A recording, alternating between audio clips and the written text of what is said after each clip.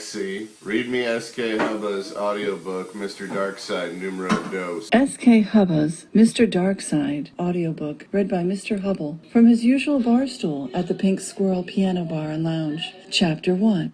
Really fat movie contract. I counted the zeros twice and still couldn't get over it. In fact, it was so much money that I immediately assumed someone was laundering offshore cash. And then, because it was Hollywood, we discovered that Champagne had an agent. Not just any Hollywood agent, but the Hollywood agent, Mr. Take No Prisoners, Eric Strongwind himself. The paralegal turned from the screen. She's in danger. It's just too much money. Champagne's guardian will have control of, well, a mountain of money. He won't willingly let go of her dog. My only answer was, okay, and thinking how I grossly underestimated the present contract's cost-benefit. What? The paralegal just nodded his head. I asked the paralegal, so who gets the dog? He or she? Joint custody, even though she owned Champagne before the marriage. He looked nervous. You think he'd, hurt her? I laughed. For that kind of money, you'd have to be true blue and not to bump her off. He licked his lips. You think so? She's so nice. I mean, she's a good person, don't you think? I smiled, then leaned down and whispered, listen, give me one of your business cards. No, wait, give me 2 of your business cards. I'll give one to her. He was first speechless. Then he scrambled in his desk, finally pulling out a bottom drawer, found a bunch of his cards and handed them over. I looked at the embossed fox gold leaf business cards, then handed one back to him. She'll need your personal phone number. His eyes went wide. His hand shook just a little as he took back the card. With care, he printed his phone number on the back. Sometimes it's just that easy. I looked at the card. You are Anderson Breadwell. The paralegal nodded, then blushed. Do people call you Andy? Do you mind if I tell her the business card is from Andy? I said, with a serious tone. His Adam's apple bounced up and down. Yeah, Andy, that's okay, sure. Andy it is, for sure. I smiled. Okay, and I'll have her use my phone to contact you so her hubby won't know. His nostrils actually flared. Good idea. Okay, yeah, right. Okay, Andy, I said as I walked toward the elevator. We'll be in touch. I stopped and turned back. You taking your bar exams anytime soon? I asked Andy. Yes, next month, in fact. I winked. I'll let her know. Andy hiccuped. What?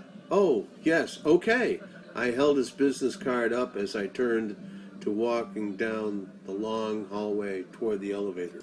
My clients are generally individuals who want to think they are important enough and or rich enough and or famous enough to require in-close 24/7 personal security. The clients work hard at worrying. They tend to worry a lot about their stuff, like their kids, their cars, their golf carts, their houses, their horses, their ex-wives, their ex-hubbies, their ex-girlfriends, pets, alive or dead, and whatever else they woke up worrying about.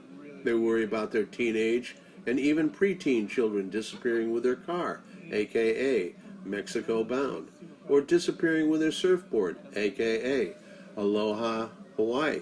They install very expensive home, car, and business security systems. They even stick tracker tags on their pets, computers, and offspring, and then worry that they forgot to arm the system, replace the batteries, run updates, etc.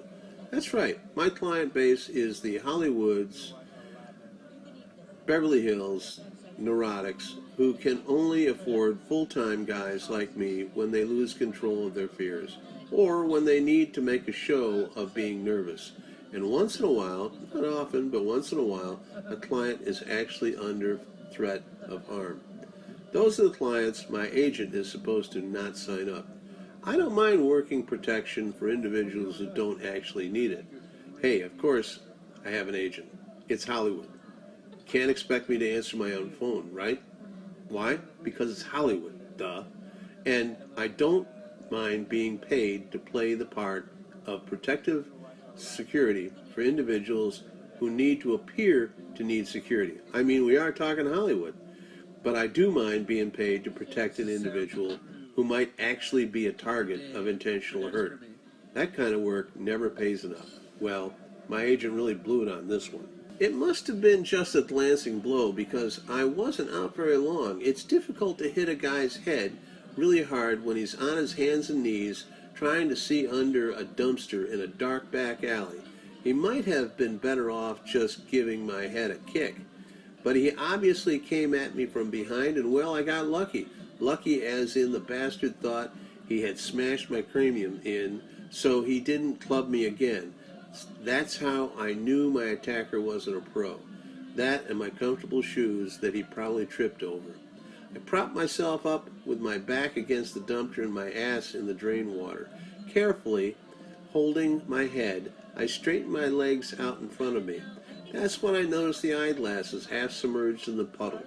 They weren't mine, and they sure hadn't been there when I had started reaching under the dumpster.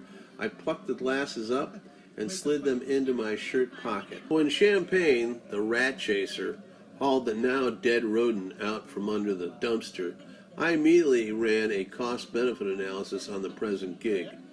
Champagne had also run a cost-benefit. Convincing the damn dog to drop the dead rat required me removing my wet, dirty, expensive suit jacket and nearly smothering the no longer white fuzz ball. I kicked the dead rat under the dumpster. Champagne was not happy. Damn dog was clawing and biting my formerly expensive jacket. My head hurt enough that I didn't much care. Wrapped up little rat killer, snarling fuzzball pooch under one arm and holding my head, I staggered back toward the car. The client was still there, now standing by the alley entrance with the open car door. She wasn't crying quite as hysterically as when Champagne had shot down the alleyway. Nope, Champagne hadn't stopped to even piddle a little when she opened the back passenger door. Nope, she had misread her canine companion completely when she demanded that I stop the car. I told the client the outing was over. She agreed. In one-word sentences, she said Champagne was messy dirty and needed care, so we should head back to the hotel. I felt my soggy ass being blotted by the fine leather of the driver's seat. Thank God it was a rental car. In the rear-view mirror, I watched as Champagne exchanged essence of dead rat kisses with the client. I was not moved to intervene. The damn dog did a good job of transferring dumpster water, dirt, and rat stuff onto the client's blouse, neck, face, and hair. I tilted the mirror so I didn't have to watch. I asked her if she had seen anyone follow me down the alleyway. It was again in one word and sometimes even wordless sentences between noises of affection for Champagne's plight that she confirmed that a car had stopped behind us as soon as I had disappeared chasing the ratter down the dark alley. In fact, a man had run down the alley after me. That she was pretty sure the same man had come running back, jumped into his car, and driven off. Her reply to my asking if she could describe the car was a single-word answer, dark. I suggested that next time she might remember the license plate. She rattled off the license plate. I was stopped at a red light, so I turned around and looked at her. What? She gave the same number. She paused to draw breath, pointed to herself, and then said, actress, memorized lines. I noticed that Champagne had red on its fur around its mouth. Rat blood came to mind. The dog nestled in her cleavage. The car behind honked as the traffic light had changed. After a block or so, I asked if she had actually memorized the license plate. I made the mistake of tilting down the mirror to see her. Champagne was licking her ear. She pointed to her head. Photographic, after a pause. Eidetic, too. She shared a kiss with her rat killer and continued. Never forget. She took a deep breath that filled her ample bosom. Written stuff like that, for sure. I think it was one of the longest strings of words I had heard her say to date. We pulled directly into the TR Hotel's parking garage. She insisted she be let off at the elevators, and I didn't argue. She and the rat catcher disappeared, and I parked the car.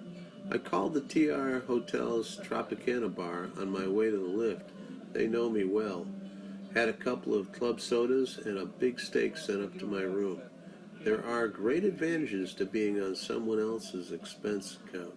After confirming that the steak was a good medium, no blood draining, I called my agent, Felicia. She's Swedish. Now, I'm not always the tallest guy in the room, but even in low heels, Felicia and I are almost at eye level. She took my complaints well and reminded me that she still loved me like a brother, a much older, deeply flawed brother. My lust for her knew no bounds. Well, except that she was always packing an assortment of allegedly non-lethal weaponry, which at one point or another she had used on me. She claimed she had only wanted to make sure her latest procurement was, in fact, non-lethal. As I normally got a kiss or two, even some fondling afterwards, sometimes I considered it a good trade. I asked her to bring over another suit, socks, shoes, shirt, underwear, and my fedora. I kept clothes at her place. She asked about the hat. I said I wanted to hide my head wound. She expressed worry and said she'd be right over as soon as she could. I took a shower, wrapped a towel around my waist, and then found the adjoining room door to the client's room partly open. While my room was the TR Hotel's equivalent of a broom closet, the client's set of rooms was worthy of the 5 stars the place advertised. So I walked into her suite. I heard the shower running and went to make sure everything was okay. It wasn't my fault she left the bathroom door open. There she was, in the shower, in the buff, with champagne. I tiptoed out before she saw me. Not so the little ratter who growled at my retreating back. At the doorway, I stopped and took a last peek. I mean, like, older, but I'm still a guy, right? That's when I saw her tat. I jerked my head back out of her line of sight, but not before her tat was burned into my memory. I sighed. I went to my broom closet and took another shower. Sad to say, a cold shower. So Felicia walks in and sees me sitting in a towel, drinking club soda, looking out the window. Okay, she says, let's see your head wound. I watch my Norse goddess toss my change of clothes, hat, and big first aid kit onto the bed. As she's working on my head, I verbalize the quandary I had. Felicia, love, a question. You know the term tramp stamp? She stopped swabbing my head wound, tilted my chin up. If I had one, which I don't, you would not be getting a peek. With that, she got back to work with the antiseptic and the cotton balls. No, my question is, my question is, why would you get a tramp stamp that read WWJD?